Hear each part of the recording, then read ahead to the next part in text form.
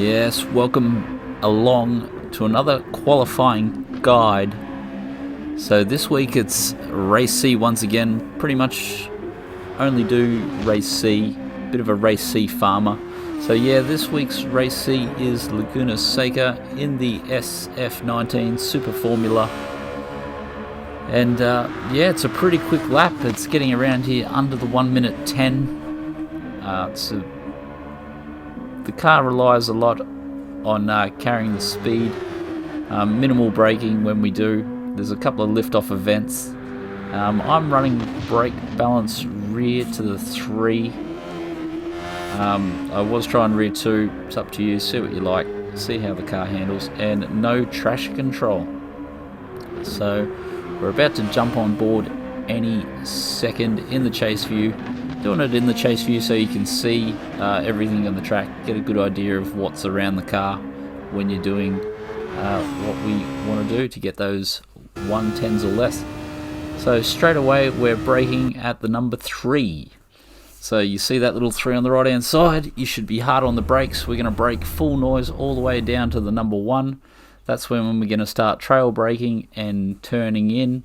2 apexes in this corner, so it's trail, and about halfway through this corner we're back on the gas.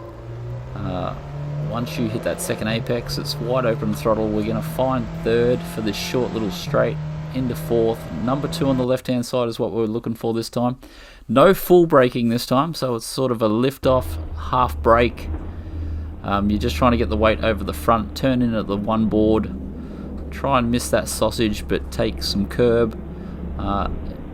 The faster you can get on the throttle there, the better. Some of the top 10 guys are running off the left hand side. So the 1 board again, this time we have no braking event. We turn in full noise at the 1 board and a little lift off before the sausage curb and straight back on as fast as possible. Just play around with that. Yeah, lift off earlier and accelerate later if you can't get through there nicely. So this time we're braking after the 3 board. There's a little line in the road. It's about halfway between the 3 and the 2 boards. And yeah, full brakes down to 1. Then we start trail braking. 6th back to 4th. And then 3rd as we trail brake. Pick up the throttle early because we want as much speed down this back straight as possible. So we're going to see 5th full noise. Now for me this is just a lift on the crest. So we lift and turn in just over that crest, just near our number 1 board, and back wide open throttle before the sausage. So practice that a bit, see how you go. Once again, just yeah, lift off earlier and accelerate later if you can't get through there. Braking about, I was trying to brake halfway between the 3 and the 4, but it looks like we're braking just after the 4 board on the right hand side. Braking down to 2nd. A few people are picking up 1st here to get the car to rotate in. I was trying both. This lap we stay in 2nd. Turning in at the 1 board. Now this is a really hard section. I'm looking for that first tree. Once I know that first tree, I know we're almost going to have to start turning right again. When the car's in line with the 2nd tree, the steering wheel should be straight and we're ready to turn right into the 2nd part of the corkscrew. Easy on the throttle here. I stay at half throttle, and until the car settles we won't see wide open. So about now we hit wide open throttle, trying to get the car back as far right as we can for under the bridge here. I was turning in a bit too late. I've found in that if you turn in at around the shadow seems to be about the right point. Full noise through here. Just keep the car on the road as best you can.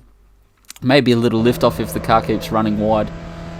Get back over to the left hand side of the road. Once again, a sort of no full braking event. I was turning in at the 1 board and a little trail brake down to the apex, and then back on the throttle as fast as we can. Get over to the right hand side of the road now, and the 3 board once again is the brake marker.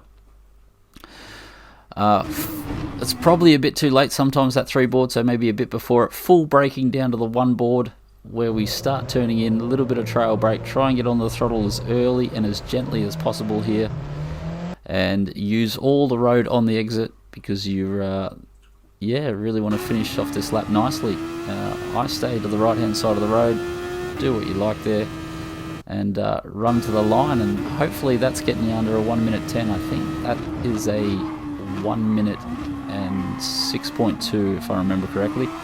So yeah, now on board, full speed, light braking, turn in on the accelerator as fast as possible, no braking for this turn in on the lift, and straight back on the juice, braking just after these shadows, halfway in between the 2 and the 3.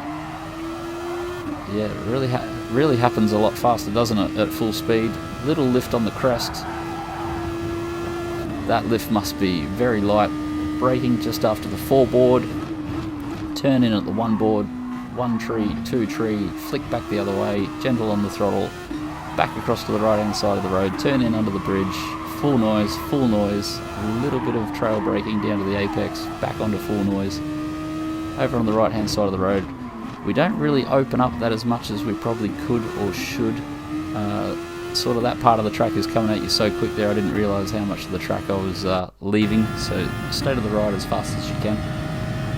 We'll jump to the onboard just so you can see the steering inputs. This is sort of what you should be doing with your steering wheel or your joystick controller. I get a few people asking about the controller. I'm not a very good controller player, but when I jump to controller view, I've had a few goes at controller lately. I can generally get about a second off my steering wheel pace with the controller. So definitely low 7s will be possible with the controller, and there's plenty of people in the leaderboards and around the forums that'll probably beat this time on a controller. Yeah, so good luck. If you found anything helpful, definitely give it a thumbs up. If you're new around here, give it a subscribe.